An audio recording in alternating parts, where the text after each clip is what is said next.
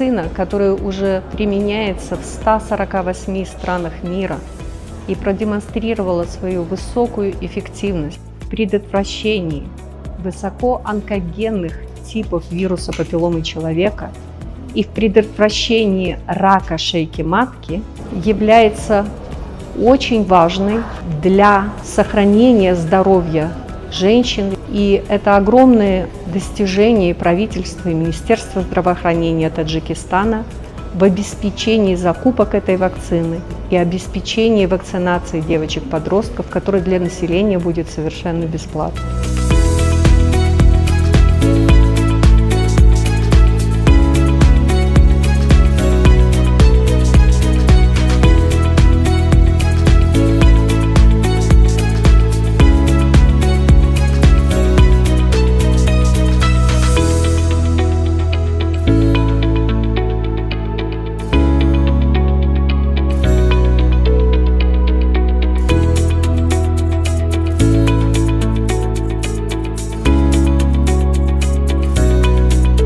این واکسینه، این ایمونیزاسیا کنونی بر منفیت سلامتی آنها پیشگیری کردن از آموزهایی که برای زندگی زنان تاجیک ضرر خیلی زیاد میرساند کمک کرده میتواند.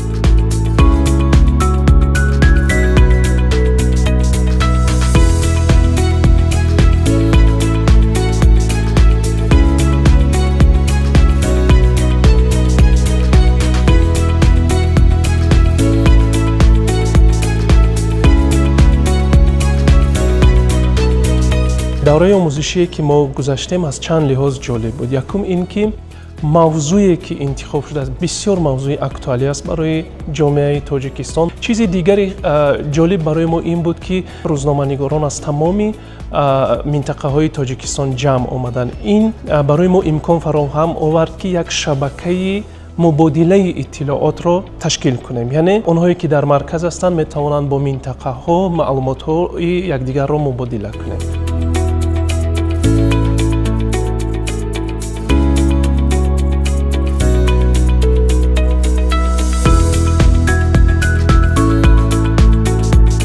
از تمام کارمندان ساحه تندرستی و این تمام کارمندان وسایل اخبار عامه، روزنامه‌نگاران، از تمام اهالی احترامانه خواهش میکنم که این معرکه های را دستگیری نمایند، چون که این بهره سالمگردانی زنان جمهوری تاجیکستان که آنها برای عائله خود همه وقت سالم باشند و خدمت صافدلانه صادقشان برای وطن ادامه دهند.